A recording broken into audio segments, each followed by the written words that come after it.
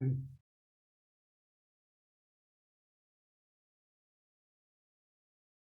Everyone, नमस्ते। आप सभी का बहुत बहुत स्वागत करता हूं आज के सेशन में। बैंकर सबको बनना है, लेकिन किसी को ये तक नहीं पता कि कैसे कट ऑफ का कैलकुलेशन होता है, कैसे मार्क्स का कैलकुलेशन होता है, और जानना कोई नहीं चाहता। भ्रम सबके अंदर है।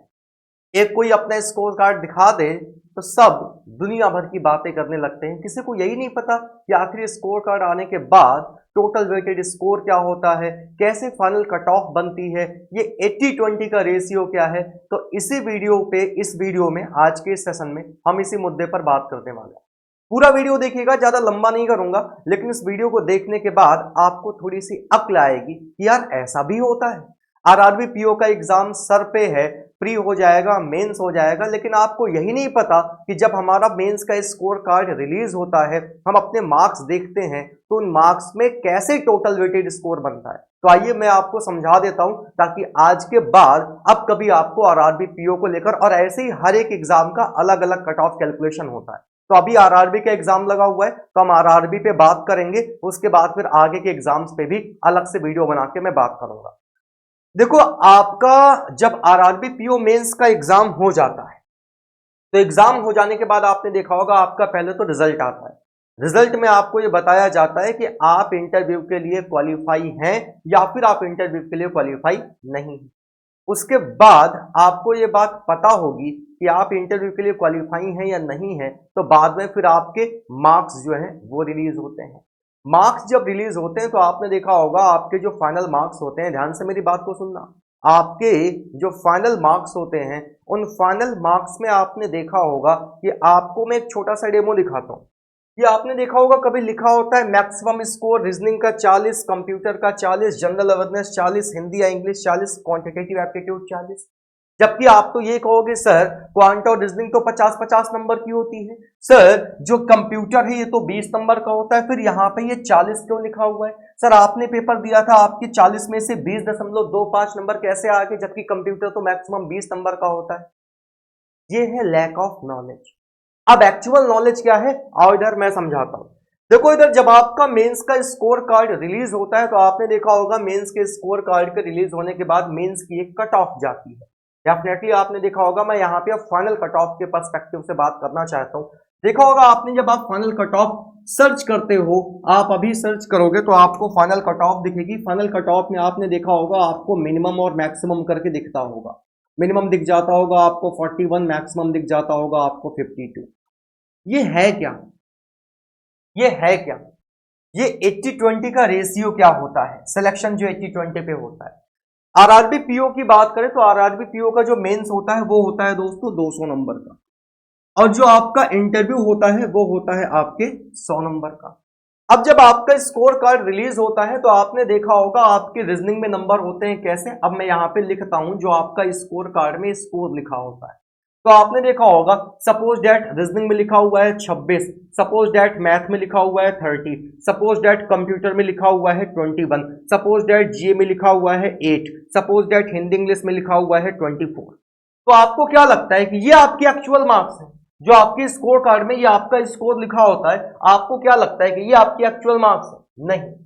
जो आपके स्कोर कार्ड में ये मेंशन होता है ना स्कोर, रीजनिंग वाले का मल्टीप्लाई होता है, मल्टीप्लाई इनटू होता है 1.25।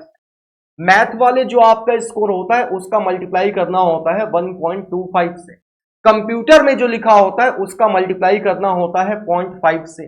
जीए का मल्टीप्लाई होता है 1 नंबर से, हिंदी का मल्टीप्लाई होता है 1 नंबर से, और इसको जोड़ने पर जो स्कोर बनता है उस स्कोर को हम किस नाम से जानते हैं? इस स्कोर को हम जानते हैं टोटल वेटेड स्कोर के नाम से, जिसको आप TWS कहते हो। This is total weightage score. और जब आपका स्कोर कार्ड रिलीज होता है तो आरआरबी भी आपको ये बात बताता है। आप देखो आपके स्कोर कार्ड में ये क्या लिखा हुआ है, टोटल वेटेज स्कोर। कैसे होगा? स्कोर ऑब्टेन्ड इन रीजनिंग, रीजनिंग में जो स्कोर आपने ऑब्टेन्ड किया है उसका मल्टीप्लाई 1.25 से। कंप्यूटर वाले का मल्टीप्लाई 0.50 से करोगे, 20.25 का 0.50 से मल्टीप्लाई करोगे तो 10 से 11 नंबर के आसपास आपके कंप्यूटर में बनेंगे। और बेवकूफों तुम लोग, सर ये कैसे हो जाता है कि 20 में से 20.25 आ गए? जनरल अवेयरनेस में जो नंबर पाओगे 1 से मल्टीप्लाई, इंग्लिश या हिंदी में जो नंबर पाओगे 1 से मल्टीप्लाई, क्वांट में जो नंबर पाओगे 1.25 से मल्टीप्लाई, तब जाके ये बनता है आपका फाइनल स्कोर। तो जो आपका स्कोर कार्ड रिलीज होता है उसमें जो स्कोर आपका लिखा होता है उसका हमें इनसे मल्टीप्लाई करना पड़ता है, तब जाके हमारा फाइनल स्कोर बनता है, जिसको हम टोटल वेटेड स्कोर के नाम से जानते हैं। अब टोटल वेटेड स्कोर बन जाता है हमारे इस मेंस के एग्जाम से। इसके बाद क्या होता है, इसके बाद होता है आपका इंटरव्यू। अब इंटरव्यू होता है तो इंटरव्यू में भी आपके 100 में किसी के 60 नंबर होते हैं, किसी के 70 होते हैं, किसी के 80 भी होते हैं, अलग अलग स्कोर बन जाता है। तो मेंस का ये जो आपने टोटल वेटेड स्कोर किया होगा और इंटरव्यू में जो आपके नंबर आए होंगे, अब इनसे फाइनल कट ऑफ कैसे बनाई जाती है इस मुद्दे पे बात कर लेते हैं। तो मेरे प्यारे भैया, ये सिलेक्शन होता है आपका 80 और 20 पे। अब 80 और 20 पे कहने का मतलब है 80% और 20%, लेकिन ये 80% और 20% जो है ये आउट ऑफ 100 होता है। कितना होता है? Out of 100।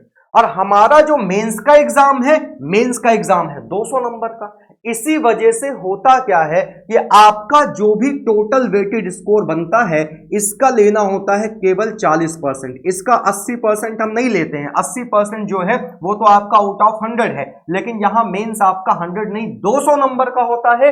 इसलिए जो आपने मेंस में स्कोर किया होगा, टोटल वेटेड स्कोर जो आपका बना होगा, उसका लिया जाता है 40% और इंटरव्यू का लिया जाता है 20%। टोटल वेटेड स्कोर और इंटरव्यू इन दोनों को ऐड करके तब बनती है फाइनल कट ऑफ। अब मैं आपको एक एग्जांपल देता हूं। सपोज दैट कि मेरा जो टोटल वेटेड स्कोर है वो मान लो कितना है, 100 नंबर है। एक एग्जांपल के तौर पे टोटल वेटेड स्कोर मेरा 100 नंबर है। मैंने इंटरव्यू दिया और इंटरव्यू में जो नंबर मेरे आए, इंटरव्यू में अगर मैं ऑब्टेन्ड मार्क्स की बात करूं, सपोज दैट इंटरव्यू में मेरे नंबर कितने आ गए, 80। तो जब फाइनल कट ऑफ बनेगी तो देखो फाइनल कट ऑफ का कैलकुलेशन कैसे होता है। फाइनल कट ऑफ जब बनेगी तो मेरे जो यहां पे टोटल वेटेड स्कोर बना है फाइनल, जैसे 100 नंबर बना है, तो हमें लेना होगा इस 100 का 40%। 100 का कितना लेना होगा, 40%, प्लस जो मेरा इंटरव्यू हुआ है जिसमें मैं 80 नंबर लेके आया हूं, मुझे इस 80 का लेना होगा 20%। और जब आप इसको ऐड करोगे, 20 खत्म, 40 नंबर यहां के, ये खत्म 16 नंबर यहां के, तब ये फाइनल आपका कट ऑफ बन के तैयार होता है। और यही आप जब सर्च करते हो, अभी इस वीडियो के बाद सर्च करना IBPS RRB PO 2023 final cut off, तो आपको दिखेगा 52, 56, 55, 40, 41, 42 ऐसे करके दिखेगी। ये होता है कट ऑफ का कैलकुलेशन। ये जो आपका स्कोर कार्ड है, नो डाउट रीजनिंग 50 नंबर की होती है, मैथ 50 नंबर की होती है, कंप्यूटर 20 नंबर की होती है, लेकिन इस स्कोर कार्ड में जो आप यहाँ पे स्कोर ऑब्टेन्ड करते हो, इसका बाद में मल्टीप्लाई किया जाता है किसके साथ, सबका अलग अलग वेटेड स्कोर है। रीजनिंग पॉइंट का 1.25 है, इंग्लिश हिंदी का एक नंबर है, कंप्यूटर का 0.5 है। लेकिन ये जानकारी किसी को पता ही नहीं है, सब केवल तैयारी कर रहे हैं, गधों की रेस में भागते जा रहे हैं। तो भाई साहब, अगर तैयारी कर रहे हो किसी एग्जाम की, तो एटलीस्ट उस एग्जाम के बारे में पूरी जानकारी तो रखो कि क्या है वो एग्जाम, उस एग्जाम में फाइनल कैलकुलेशन कैसे होता है, कट ऑफ का कट ऑफ कैसे बनती है, ये जानकारी होना बहुत जरूरी है। तो उम्मीद करता हूं कि ये जानकारी आपके लिए बेहतर साबित हुई होगी, और अगर समझ गए हो तो कमेंट करना वीडियो में और मुझे बताना। डेली प्री और मेंस की मैं चेकलिस्ट प्रोवाइड कराता हूं। वेबसाइट हमारी studyloverveer.in है, एप्लीकेशन प्ले स्टोर पे studylover के नाम से है।